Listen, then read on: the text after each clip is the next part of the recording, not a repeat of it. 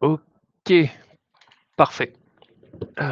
Écoutez, bonsoir à tous. Je suis heureux de vous retrouver aujourd'hui, en ce début de semaine, pour, discuter d'un sujet, intéressant, un sujet important, très, très important même, qui anime, les Français, toujours beaucoup, c'est la retraite. Voilà, il est tout juste, 17:30. Ce que je vous propose, pour le coup, c'est d'attendre un petit peu, les derniers retardataires. Moi, je vois que vous êtes, déjà 37 en ligne, donc merci d'être présent, merci de nous suivre. On va juste, patienter, allez, quelques secondes, encore, avant de se lancer. On va être ensemble, à peu près 45 minutes, vraiment pour, faire le point, et mettre, en évidence vraiment 5 erreurs majeures, surtout à éviter, quand on prépare sa retraite. Voilà. Hem, donc voilà un petit peu ce qui va nous animer aujourd'hui. Je commencerai rapidement par, présenter qui on est, qui est gestiondepatrimoine.com. Alors en vrai, peut-être pour celles et ceux qui nous suivent, qui nous ont suivis déjà l'année dernière, sur Webikeo, vous avez pu effectivement, heu, voilà, suivre quelques-uns de nos webinaires et en fait on a un petit peu redirigé, notre marque. Je vous expliquerai un petit peu plus en détail pourquoi, dans les 2-3 slides qui vont suivre. Voilà. Allez, ce que je vous propose, il est 17:31, c'est qu'on démarre maintenant. Donc ce que je vous disais, le sujet qui va nous animer, c'est, 5 erreurs majeures, à éviter quand on prépare sa retraite. Alors rapidement, qui nous sommes? Hem, donc, on est effectivement donc gestiondepatrimoine.com, c'est une vitrine pédagogique omnicanale, pour appréhender la gestion de patrimoine dans sa globalité. Voilà. Donc c'est un site internet, qui existe aujourd'hui depuis 2006 pardon, et qui développe beaucoup de contenus à forte valeur ajoutée, heu, à destination des internautes, à votre destination, des articles, des guides, des podcasts d'ailleurs. Effectivement, on a sorti depuis, 1 an, maintenant une chaîne de podcasts, hem, des vidéos, sur notre chaîne YouTube et effectivement, puisque vous êtes là, aujourd'hui, des webinaires qui tournent, autour de sujets effectivement, très intéressants, très globaux, pour, voilà, surtout voir ce qu'il est important de faire, pour vous, pour votre patrimoine et surtout ce qu'il faut éviter en termes d'erreurs. Hem, alors, voilà. Donc voilà qui nous sommes, une vitrine pédagogique, mais aussi, effectivement une plateforme multi-accès pour mettre en application les solutions pour votre patrimoine et c'est là effectivement un petit peu ce qui a pu, changer par rapport à l'année dernière puisque l'année dernière, on communiquait sous Bonjour Patrimoine, notre cabinet de conseil en gestion de patrimoine. Moi-même, j'y reviendrai tout à l'heure, je suis, conseiller en gestion de patrimoine de formation, mais on a voulu effectivement élargir un petit peu notre communication et discuter, autour de communiquer pardon, autour de gestiondepatrimoine.com. Hem, une fois effectivement, qu'on a abordé des thématiques intéressantes pour la gestion de son patrimoine, bah, comment on va les mettre en œuvre?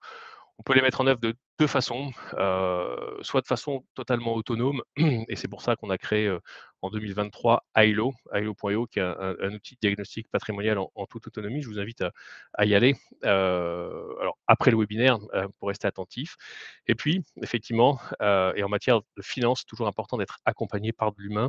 On a un cabinet de conseil en gestion de patrimoine qui s'appelle Bonjour Patrimoine. On est présent, à Toulouse, Paris, Bordeaux, Nantes et Cap-Breton. Voilà, où là, effectivement, vous pouvez rencontrer, des membres de notre équipe, pour échanger effectivement sur l'ensemble de vos problématiques patrimoniales. Rapidement, un dernier point, qui suis-je? Donc Philippe Mousseau, managing partner de Bonjour Patrimoine, du groupe Bonjour, directeur effectivement de la publication et créateur de contenu pour le site gestiondepatrimoine.com et comme je vous le disais effectivement, conseiller en gestion de patrimoine depuis, 15 ans maintenant. Voilà. 2 flashcodes, hem, à droite, un flashcode qui vous permet d'accéder à l'ensemble des canaux de communication de gestiondepatrimoine.com. À gauche, effectivement, un flashcode qui vous permet d'accéder, directement à mon profil LinkedIn. Alors, pour rentrer dans le vif du sujet, et arrêter de faire un petit peu de promotion pour le coup, j'avais envie de vous poser une question déjà, pour démarrer, pour se mettre dans le bain, si je peux me permettre. C'est selon vous, Voilà et c'est là un petit peu où les canaux sont ouverts, où les discussions, en tout cas, est ouverte. Selon vous, quels seraient alors peut-être pas les 5 hein, en tout cas, parce qu'en vrai, il doit y en avoir plus, hein, mais enfin, il y en a plus. Mais en tout cas, quelles seraient selon vous les 1, 2, 3 erreurs principales, à éviter, quand on prépare sa retraite? Voilà. Je vous laisse, y répondre, peut-être 30 secondes, voilà, avant que je vous donne, moi, les 5 thèmes qu'on va aborder, dans le webinaire ce soir.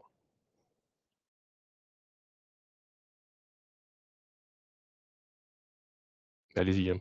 Il y a pas de bonne ou mauvaise réponse, à ce sujet.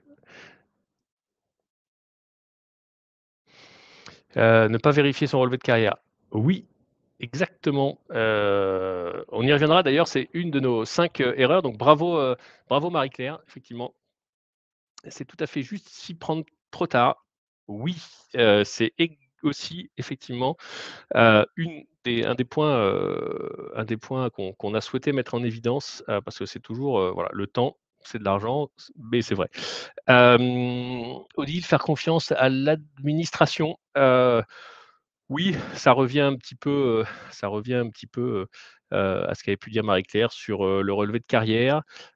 Ces documents, oui, effectivement, vérifier s'il n'y a pas de trou, dans la carrière. Ouais et alors c'est rigolo ou pas, mais c'est assez redondant. Surestimer le budget à venir, oui, effectivement. Demander trop, de trimestres au niveau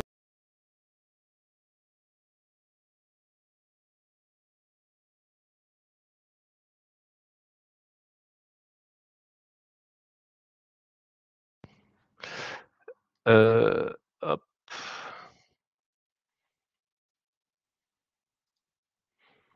Alors désolé, je crois qu'il y a eu un petit loupé, pour le coup. Parce que ça a coupé donc on va reprendre, un petit peu où on était. Donc désolé pour ce loupé. Ne pas retrouver ses relevés de carrière, alors oui, ne pas faire de simulation, ne pas vérifier le calcul, oui, coupure effectivement, ça a sauté mais c'est revenu donc oui, I'm back. C'est bon, ne pas oublier de déclarer les enfants. Ah, oui, hem effectivement, ça peut être un vrai sujet qu'on rattachera, globalement au relevé de carrière. Alors ce que je vous propose, sans plus attendre, c'est de rentrer dans le vif du sujet et de vous donner les 5 points effectivement qu'on va regarder, mais vous êtes tout à fait dans le vrai, vous êtes tout à fait dans le vrai par rapport à ça. Alors, moi ce que j'avais envie de mettre en évidence ce soir, bah, déjà heu alors, bon, l'actualité s'est un peu détendue, à ce niveau-là, mais c'est quand même l'erreur, c'est de, faire confiance au système de retraite français. Voilà, parce que ça, c'est une vraie problématique de compter sur un régime qui, on va le voir, je ne vais pas faire de politique, mais, est quand même pas très équilibré, on va dire. Faire confiance au risque, donc au relevé individuel de situation, pour le coup, effectivement, ça vous l'avez tout à fait mis en évidence. S'y prendre tard, oui, ça a été dit. Ne pas agir à chaque étape de sa vie. Alors vous allez voir, on va vous donner des guidelines, en fonction de votre tranche d'âge, hein, simplement pour savoir quoi faire, quand et à quel moment surtout et se reposer sur le rachat de trimestre, très clair. Effectivement, d'ailleurs, on aura un cas pratique, un exemple concret, du rachat de trimestre puisque c'est aussi un point donc je vois qu'on est tout à fait, connectés et en phase, sur ce sujet-là donc en tout cas, ravi de pouvoir échanger avec vous, sur ce sujet-là. Numéro 1, faire confiance au système de retraite français. Oui, alors je vais rien vous apprendre là-dessus. L'idée, c'est pas du tout de faire, entre guillemets «un cours», des régimes de retraite, ni un article dessus, hein, c'est pas le propos, mais juste qu'on soit clair, aujourd'hui, on a un système, si ce n'est le système le plus complexe au monde. On a, 43 régimes, 42 régimes de retraite. C'est énorme, c'est relativement illisible, si tant est en plus que vous ayez eu une carrière, multi-activités, on va dire, donc ça, c'est très, très compliqué.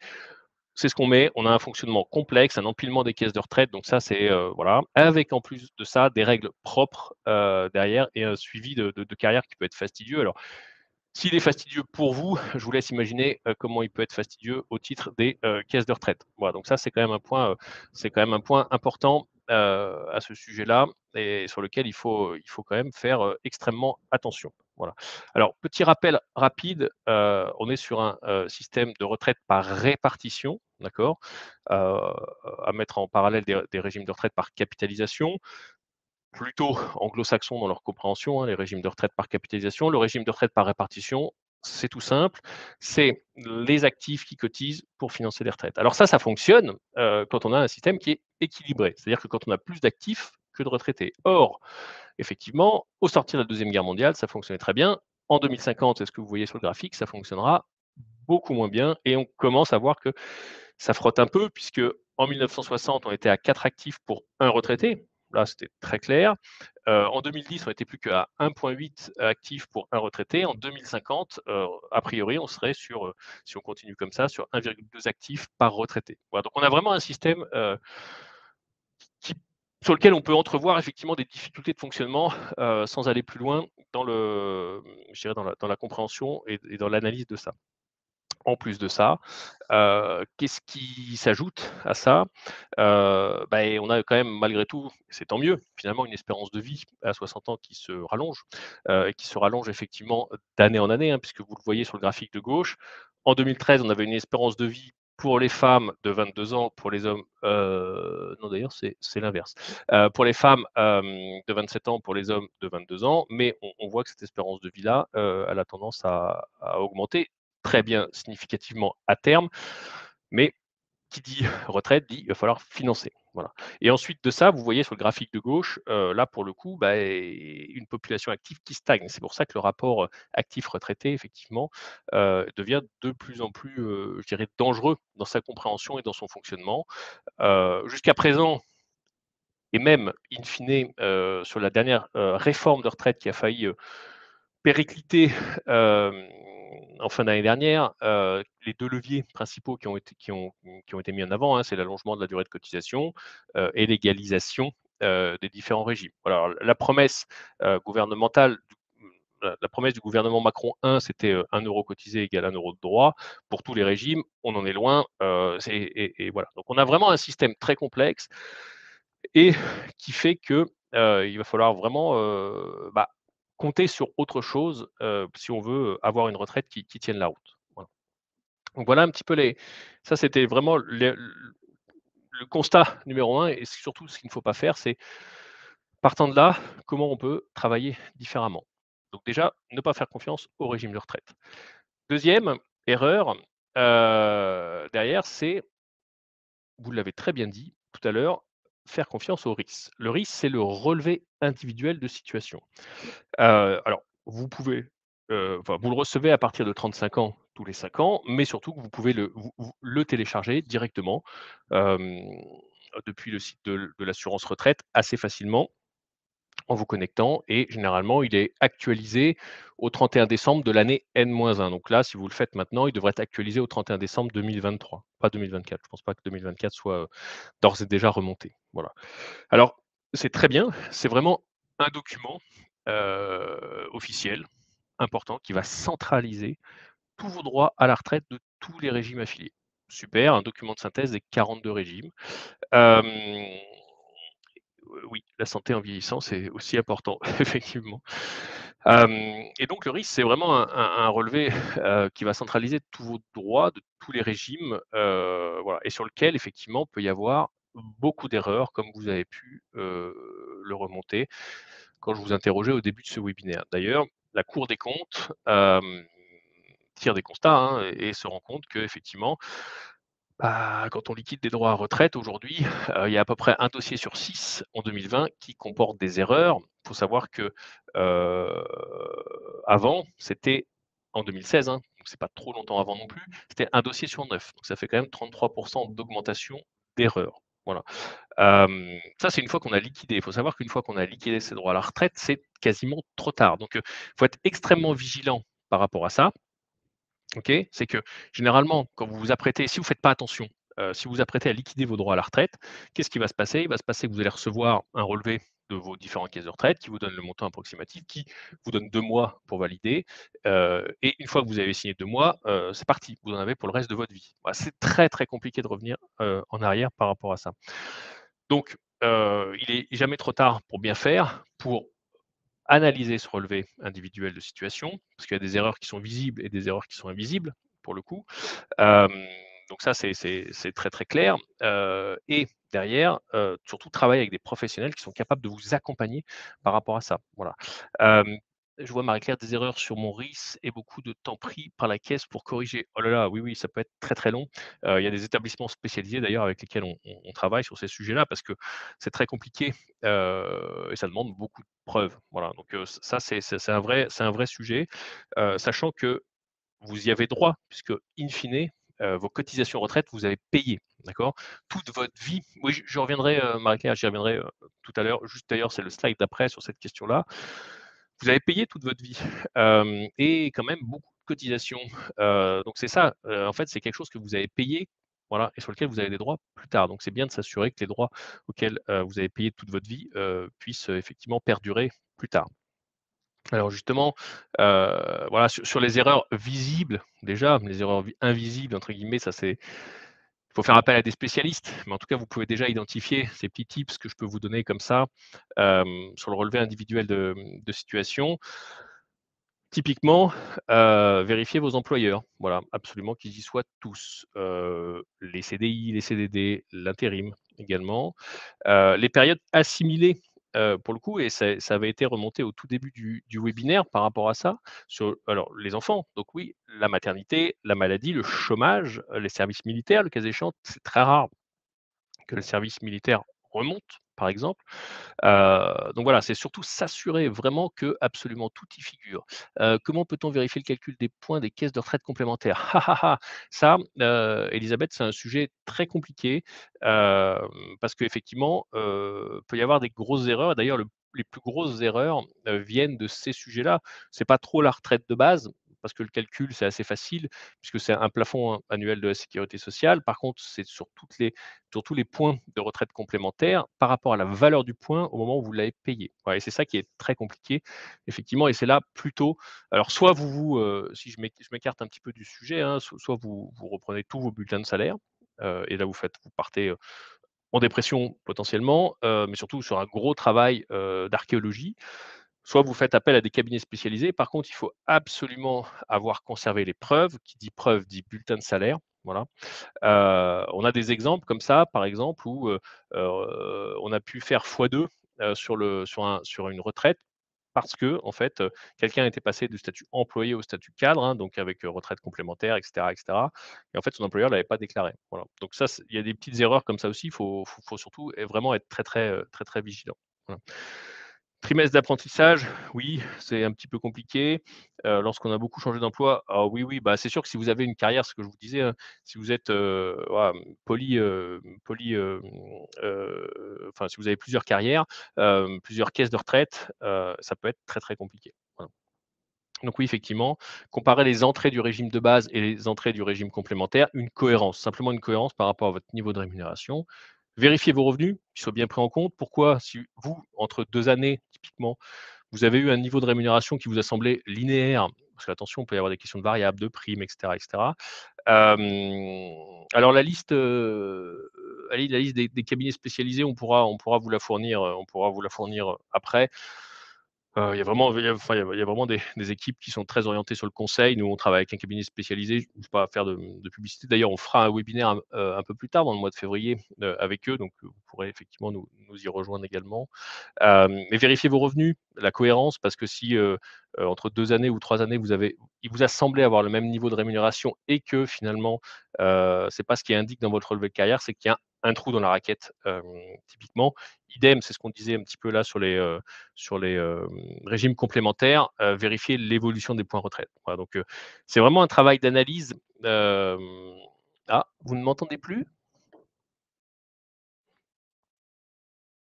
Bon, effectivement, donc voilà, c'est vraiment un travail d'analyse qui peut être assez long, assez fastidieux, mais voilà, c'est un sujet qui mérite, quand même d'être, compte tenu de l'importance, des de l'enjeu financier, parce que c'est l'enjeu financier du reste de votre vie, ça vaut le coup de s'y pencher et plus on s'y penche tôt, effectivement, alors je fais un peu le lien par rapport au point, au point d'après, mais plus on s'y penche tôt, pardon, mieux c'est, effectivement pour corriger anticiper, quantifier, le besoin. Voilà. Alors désolé Lydie, mais je pense que c'est pas de mon côté parce que a priori ça fonctionne bien donc voilà, si jamais on ne m'entend plus, n'hésitez pas à me le remonter mais je pense que ah OK, bon, parfait. Voilà donc attention au relevé individuel de situation. Erreur numéro 3, c'est ce que je vous disais, tout à l'heure. A priori, effectivement, c'est s'y prendre tard. Voilà. C'est ce que je vous disais, plus on s'y prend tôt, mieux c'est et ça, c'est valable pour plein de sujets, quand on parle de gestion de patrimoine de façon globale. Juste comme ça, une petite anecdote, pour le coup, je disais tout à l'heure, le temps, c'est de l'argent. Il y a beaucoup de notions de capitalisation financière derrière. Et d'ailleurs, Einstein, disait que la capitalisation financière, donc les intérêts qui génèrent des intérêts, ce fameux effet boule de neige, était considéré comme la huitième merveille du monde. Et en vrai, c'est vrai. Alors, s'y prendre tard en matière de capitalisation financière, c'est vrai. Par contre, en matière d'analyse, par rapport à ce que je vous disais aussi tout à l'heure, sur comment, traiter, analyser votre carrière, c'est aussi une erreur. Parce que si vous vous y prenez trop tard, vous n'avez pas le temps d'avoir une analyse suffisante et surtout de faire machine arrière. Voilà. Donc effectivement, l'anticipation, c'est la clé, de votre retraite, de la réussite de votre retraite. Donc la retraite, ça se prépare. Hem Et au final, les jeunes générations sont plus, éveillé, si vous me permettez le sujet, l'expression, sur cette notion de retraite parce que fondamentalement, il est déjà, un peu acquis qu'on ne peut pas compter sur les systèmes de retraite, voilà, pour, générer sa retraite plus tard. Donc les jeunes générations, hein, quand je dis jeunes générations, c'est inférieur à 30 ans ou inférieur à 35 ou inférieur à 40 même d'ailleurs, hem et la capitalisation, financière, i est entre beaucoup plus facilement dans les mœurs qu'il y a encore, 15 ans ou 20 ans ou 25 ans. Voilà. D'ailleurs, il y a un placement, financier qui est arrivé assez vite, hein, en 2019 avec la loi Pacte qui est le PER. Le PER, c'est alors on pourra y revenir. Après l'idée, c'était pas de parler de solution, mais c'est un très bon support avec un vrai gros levier fiscal, derrière pour capitaliser sur sa retraite. Vive les PER pour faire des retraites perso. Oui, tout à fait Philippe, vous avez raison. C'est une très belle solution, sous réserve que ce soit bien utilisé, à bon escient, dans des montants qui sont cohérents par rapport à votre situation fiscale, patrimoniale, familiale et cetera. Mais ça reste une très, très belle, solution et il y en a plein d'autres, voilà.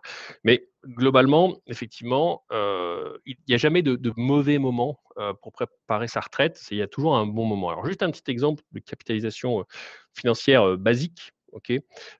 Pour les moins mathématiciens, d'entre vous, on va être, très factuel, par rapport à ça. Imaginez que vous avez besoin effectivement d'atteindre un capital, de 100 000 €. OK? Alors également, commençons à actualiser les anciennes bases, de rémunération inflation. C'est, le plafond annuel de la sécurité sociale, pour le coup, qui et vous le voyez bien, qui a augmenté, chaque année, pour le coup. Il y a quelques années où il a été flat, mais c'est les années où plutôt les taux d'intérêt étaient bas, où il n'y avait pas d'inflation, et cetera, et cetera. Revenons à cet exemple-là. Imaginez que vous avez besoin d'atteindre 100 000 €, pour générer alors après on pourrait faire des calculs, mais 3 000-4 000 € de revenus complémentaires à 64 ans parce que c'est ce que vous avez décidé, comme âge pour partir à la retraite. Ça tombe bien, c'est l'âge légal, mais voilà. Bah, si vous commencez à 55 ans, donc 9 ans avant, pour atteindre effectivement ces 100 000 € là et qu'on a un rendement financier à 3 net, pour le coup, il va vous falloir verser, si on raisonne à l'envers, c'est-à-dire combien je vais avoir besoin de mettre par mois de côté pour atteindre ces 100 000 € là, 809 € pardon, soit au total, ça fait 87 396 € de versement en capital pour atteindre 100 000 €. Si vous commencez, entre guillemets, à 30 ans, donc bien plus tôt, hein, parce que c'est quand même, 34 ans avant, bah, il suffit pour atteindre le même capital, toujours à 3 de mettre 158 € par mois. Vous n'aurez versé à vos 64 ans que 60 672 €, OK? Et vous aurez généré plus de 3 fois plus de gains, pour le coup. Voilà, donc ça, c'est vraiment l'illustration parfaite de, la capitalisation. Effectivement, on peut commencer à 25 ans. Vous pouvez même, on a des clients, nous chez Bonjour Patrimoine, qui, conscients de ça, en fait, commencent à verser pour le compte de leurs enfants dès qu'ils ont 2 ans, 3 ans, sur des enveloppes type assurance vie et cetera, 50 € par mois pour capitaliser et on rentre dans un schéma, vraiment, additionnel, de capital et de revenus futurs. Voilà. Donc ça, c'est très important. Après, l'éternelle question, c'est, sur quoi on va mettre ça? Parce qu'après, effectivement, là, c'est que des mathématiques. L'autre sujet, c'est sur quoi on veut mettre ça. Bien sûr, l'idée, c'est pas de vous donner, la martingale, entre guillemets, ça n'existe pas déjà, mais juste des grandes lignes, en termes de capitalisation plutôt financière et si on ajoute à ça l'horizon mathématique que je viens de vous montrer et qu'on additionne, l'horizon de temps des grandes classes d'actifs globales, qu'on peut avoir, à disposition. Alors là, je me suis amusé à mettre une capture d'écran, effectivement d'une news, trimestrielle de JP Morgan pardon, qui est une grosse banque américaine. Hem, Depuis 1900, les actions effectivement, si vous aviez effectivement versé, 1 $ en 1900, aujourd'hui vous seriez à 3 950 $, OK. Si vous aviez versé 1 $ en liquidité, vous seriez à 2 $, vous auriez fait fois 2, bon, en plus d'un siècle et en obligation, vous auriez 8 $. Donc ça, c'est juste pour illustrer, l'importance de la sélection de la bonne classe d'actifs. Vous pourriez me dire, partant de là, oui, OK, bon, il n'y a pas que les actions, les obligations et le cash. Je suis tout à fait d'accord avec vous là-dessus, c'est très clair. La retraite, c'est pour l'an prochain. Mais Elisabeth, oui, effectivement, investir en actions long terme, c'est peut-être trop tard. Par contre, faire une bonne analyse de votre relevé individuel de situation et réfléchir comment liquider au mieux pour, optimiser tout, il est encore temps, ça croyez-moi et après il y a aussi des solutions pour avoir, compte tenu de votre patrimoine existant, le moins de fiscalité. Parce qu'au final, on lutte contre quoi globalement? Contre, la fiscalité, l'inflation et parfois un peu soi-même aussi. Je vais juste vous donner d'autres classes d'actifs parce qu'au final, au final, il n'y a pas que les actions, les obligations et le cash que vous disiez. Les Français, très friands de l'immobilier, bien sûr, à tort ou à raison. Bon, hem, ça effectivement, c'est très franco-français. Les Américains vont plutôt investir dans les actions, enfin les Anglo-Saxons globalement vont plutôt investir dans les actions, peu importe. Alors, c'est un peu obsolète, enfin c'est un peu obsolète, ça date un peu, mais malheureusement, j'ai pas réussi à retrouver, de données plus récentes par rapport à ça en impactant toutes ces classes d'actifs-là. Mais si vous aviez une base 100, entre 88 et 2018, OK, vous avez 67 d'inflation entre 88 et 2018. L'immobilier fait plus 400, donc c'est quand même pas mal. L'assurance vie en fonds en euros, qui est l'actif, garanti, par excellence, enfin sans risque par excellence, on est à 370, donc vous voyez que c'est pas non plus, très, très loin, d'un rendement immobilier. Les actions sans dividendes, on est à 460. Par contre, les actions avec dividendes, donc avec le revenu distribué des actions, on est à 1300. Donc effectivement, hem, l'horizon de temps est très important à prendre en compte aussi par rapport à ça. Voilà. Heu, je fais juste un petit break, pour faire un peu «d'autopromotion» entre guillemets, sur, comment on peut vous accompagner si ça vous intéresse, ces sujets-là, que vous soyez à 1 an de la retraite, à 10 ans de la retraite, à 20 ans de la retraite ou 35 ans de la retraite. Comment on peut vous accompagner chez Bonjour Patrimoine? Effectivement, dividendes réinvestis, ça c'est très clair. On a un cabinet de conseil en gestion de patrimoine. Indépendant, sans lien capitalistique, libre effectivement, voilà, de tout établissement, financier, donc on est objectif, impartial. On a une approche globale en gestion de patrimoine, donc à 360°, OK? On va analyser et se concentrer effectivement sur votre situation pour vous apporter un conseil, vraiment global, d'un point de vue économique, juridique, fiscal et financier. Et bien sûr, on a une relation de long terme avec nos clients, parce qu'on a des clients qui nous suivent depuis l'origine. Le cabinet, a été, effectivement, créé en 2003, donc on a fêté nos 20 ans en 2023 et on compte aujourd'hui plus de, 3 500 clients. Voilà. Voilà ce que je voulais vous dire juste, pour faire un petit peu d'autopromotion, en ce qui nous concerne chez Bonjour Patrimoine. Alors, si on en revient à nos erreurs, si vous avez des questions, aussi, n'hésitez pas, hein, parce qu'au final, voilà, je me suis lancé dans un monologue, de 30 minutes. Ça fait quasiment 30 minutes qu'on est ensemble. Mais si vous avez des questions, alors si je peux, j'essaierai d'y répondre. Si je peux pas, on pourra essayer d'y répondre, par un voilà, si vous mettez vos coordonnées ou quoi que ce soit, on pourra essayer d'y répondre directement. Après, alors, erreur numéro 4, ne pas agir à chaque étape de sa vie, de votre vie et oui, ça, c'est quand même important d'avoir les bons réflexes. Hem, donc parce que effectivement, on peut se dire: «Ah, je suis à 1 an de la retraite, c'est trop tard». Bah, non, pas forcément. Il est toujours temps de faire des choses. Par contre, effectivement, plus le temps approche, plus il faut gérer un petit peu les différents points par rapport à ça. OK? Je vais juste vous donner ici quelques réflexes, à avoir surtout. Le premier réflexe, ça va être très tôt, très vite, dès qu'on commence à travailler, voilà. Et ça va être plutôt un réflexe de bon sens, ça va être de classer vos papiers. Voilà. Alors on pourrait se dire, il y a des coffres-forts électroniques, maintenant les bulletins de salaire sont sur des plateformes, c'est en PDF, je risque de pas les perdre. Effectivement, il y avait le risque à l'époque où c'était, papier et que c'était imprimé, que l'encre passe, mais ce qu'il faut surtout, c'est conserver absolument tous ces bulletins de salaire dès la dès le premier job, parce que c'est la preuve. Voilà, c'est à vous d'apporter la preuve, aux différentes caisses, que vous avez cotisées. Voilà, et le seul document qui fait foi par rapport à ça, c'est les bulletins de salaire. OK? Bien sûr, bah, ce que je disais un petit peu tout à l'heure par rapport aux enfants, bah, certains clients, qui voilà, qui commencent à investir pour le compte de leurs enfants, bah, c'est que dès qu'on commence à avoir, voilà, un salaire, tout simplement, essayer de mettre un petit peu de côté. 20, 30, 40, 50 €, plus, si possible, 100, 200 et cetera, pour essayer de constituer une épargne, de long terme qui pourra servir à des projets ou qui pourra servir effectivement dans une stratégie retraite ultérieure. Voilà. Oui, c'est effectivement simplifié. Attention de ne pas perdre cependant les codes et cetera, mais effectivement, c'est quand même plus simple qu'à une époque. Ensuite, 35-40 ans, voilà, c'est là où on va commencer à se stabiliser au niveau de la situation familiale, patrimoniale. On va adapter son épargne à ses objectifs. Souvent, on peut être propriétaire de sa résidence principale, on peut ou pas, ou commencer à y être.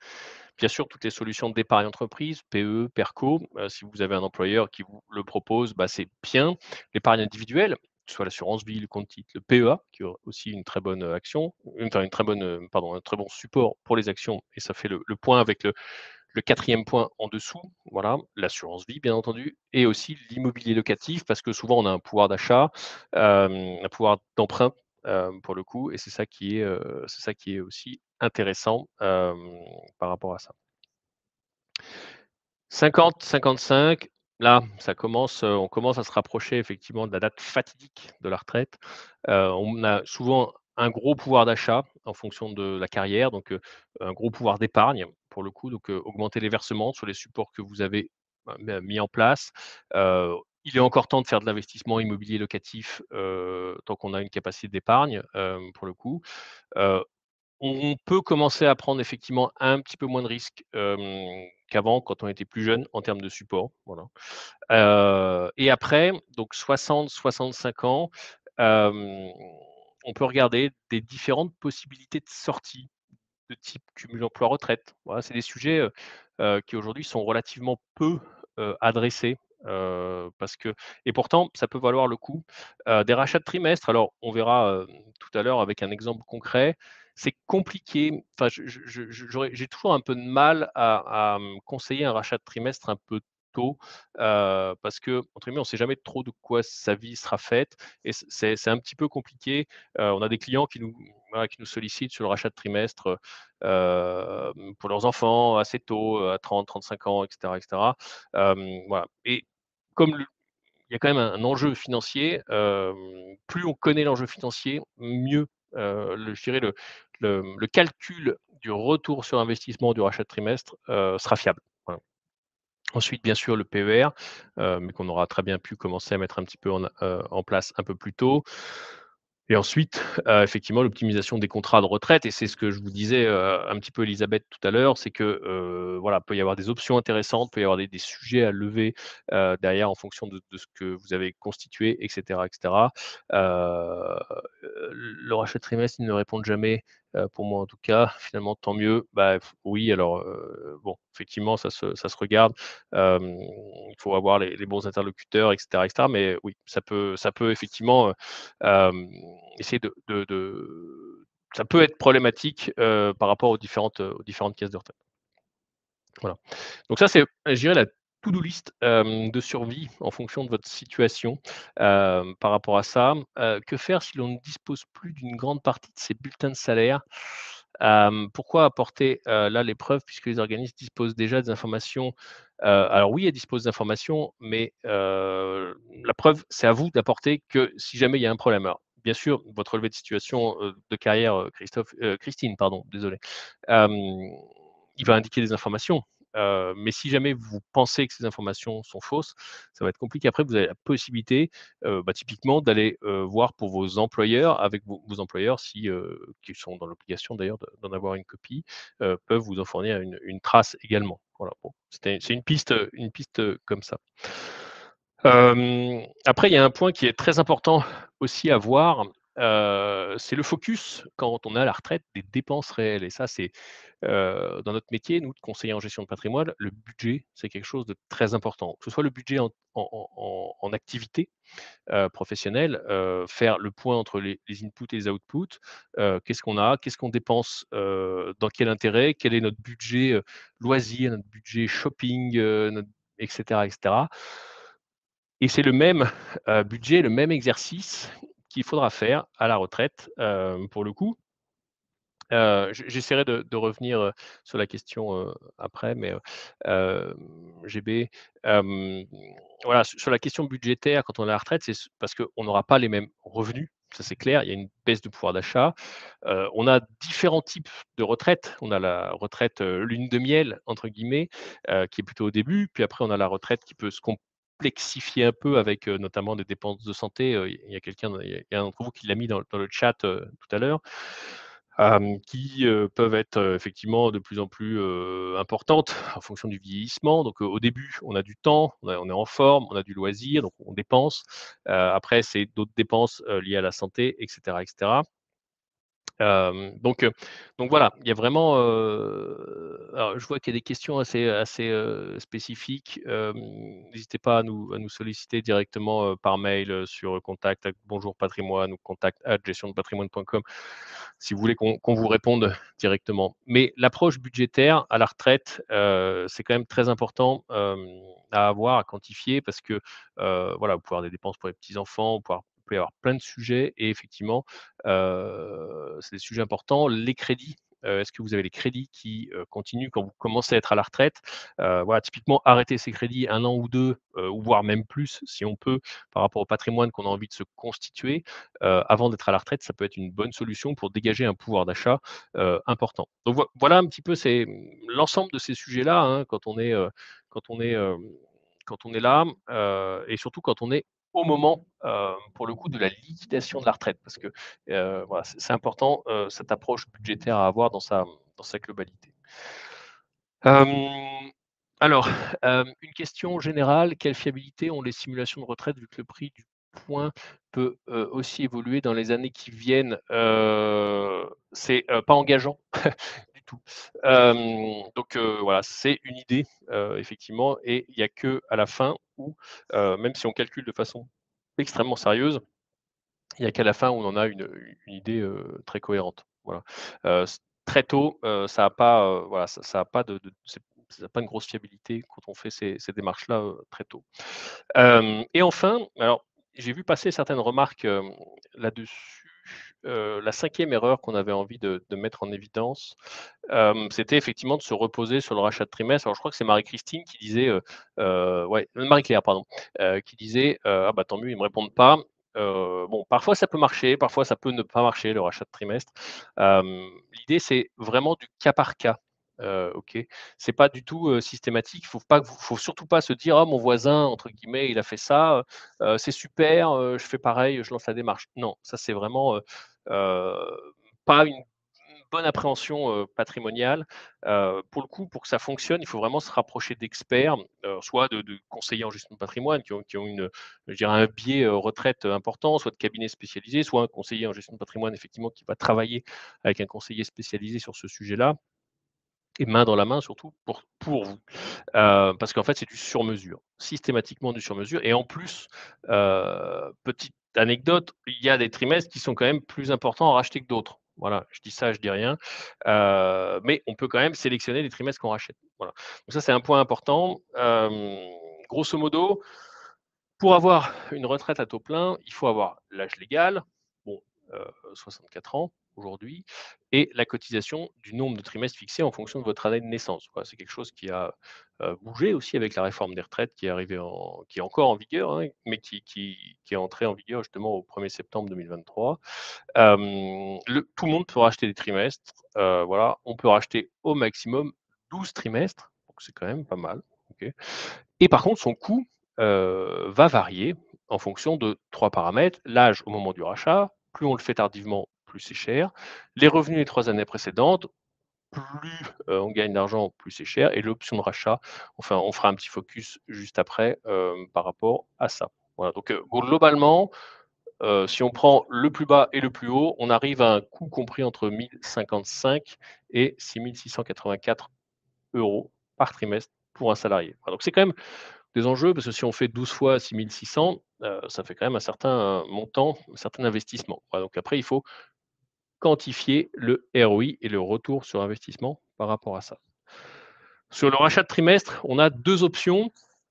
L'option numéro un, c'est vraiment le moins cher, si on rachète que le taux, voilà pour, vous savez le ratio de retraite, hein, c'est un taux, donc là, c'est une option qui permet juste en fonction de votre nombre de trimestres d'augmenter et d'améliorer le taux, pour aller, au mieux de ce que vous pouvez atteindre. L'autre option, bah, clairement, c'est la plus chère, on rachète la durée, donc on rachète le nombre de trimestres plus l'amélioration du taux et on évite les effets de décote, notamment. Voilà.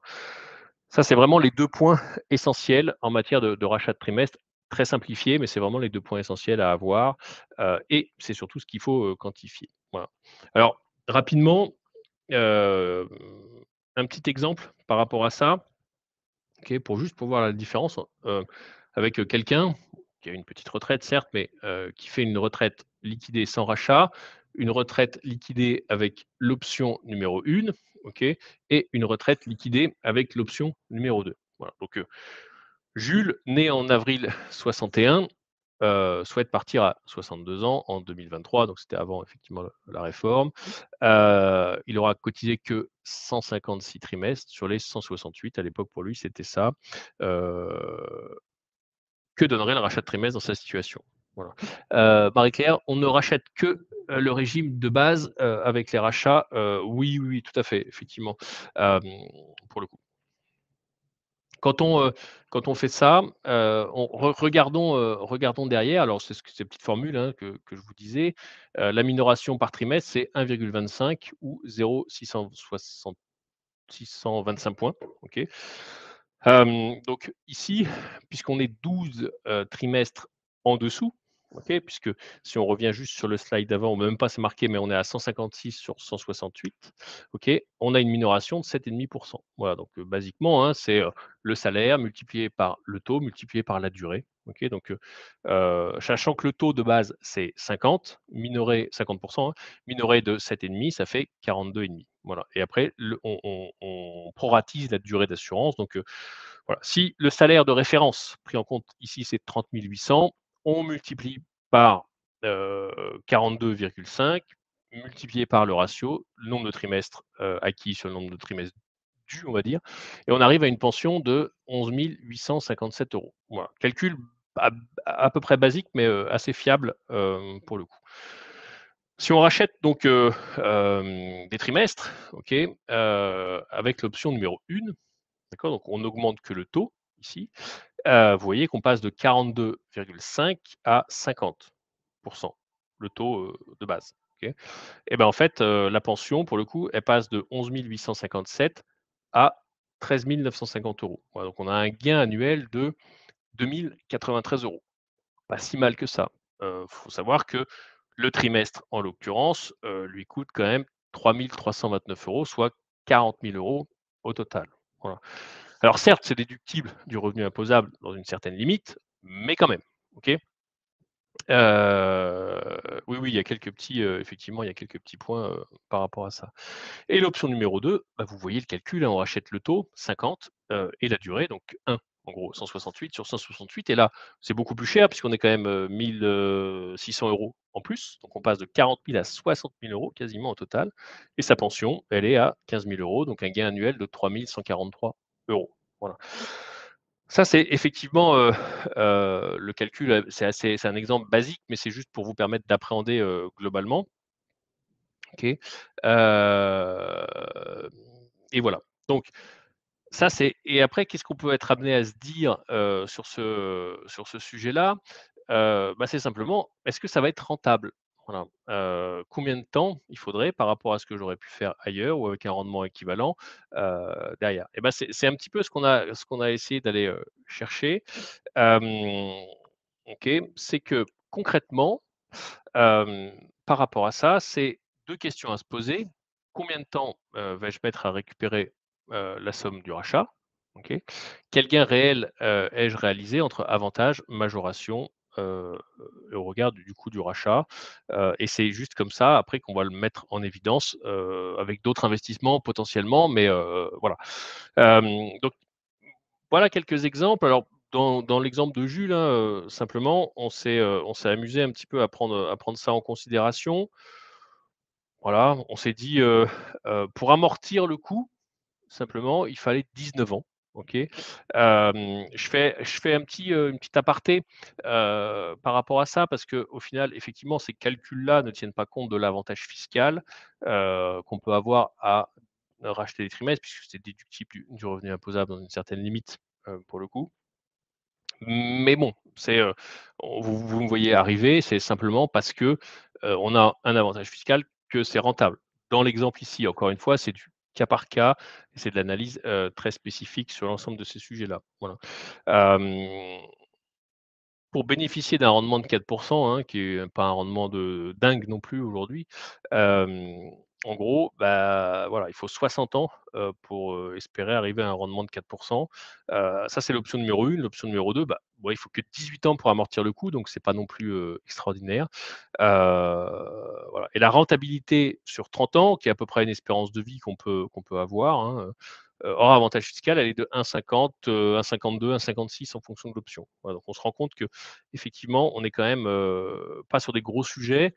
Ici, dans l'exemple, encore une fois, je mets des je prends des pincettes par rapport à ça parce qu'il y a quand même pas mal de points, sur lesquels il faut être, vigilant, attentif et encore une fois, c'est du cas par cas, mais voilà. Donc voilà un petit peu, on touche plutôt, à la fin, de ce webinaire.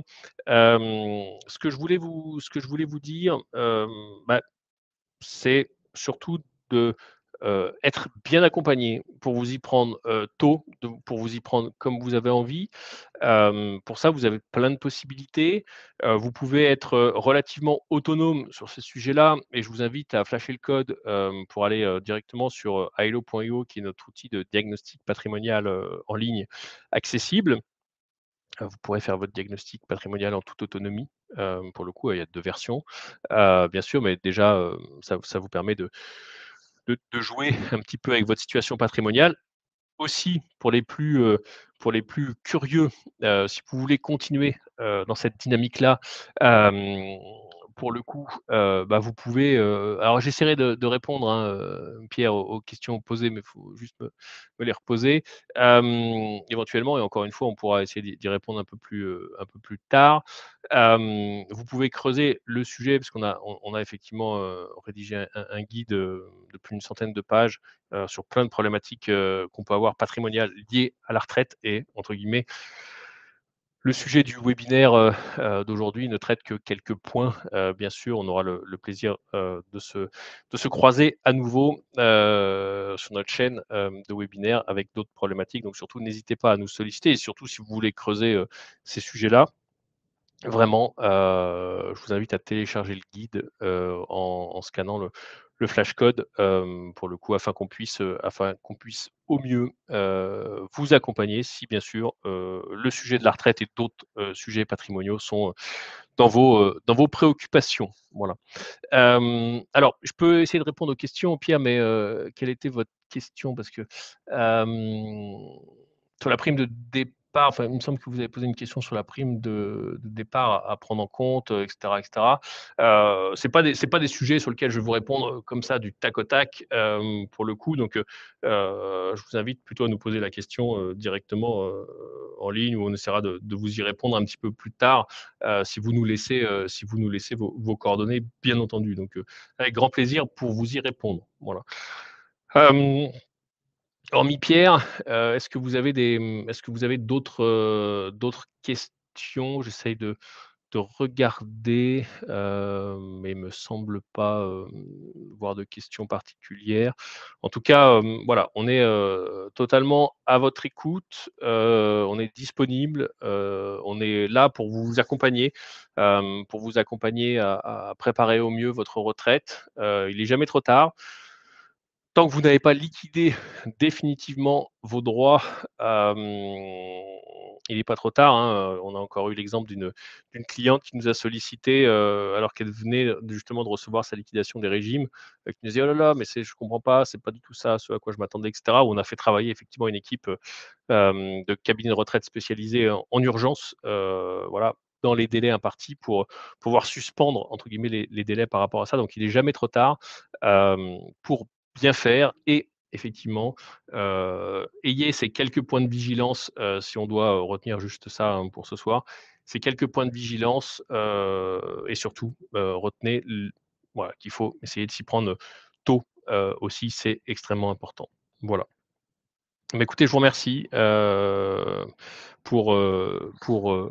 pour l'échange, pour les questions, pour la dynamique effectivement sur le chat. Ravi d'avoir pu, partager et échanger avec vous et je vous souhaite une très bonne soirée. Merci.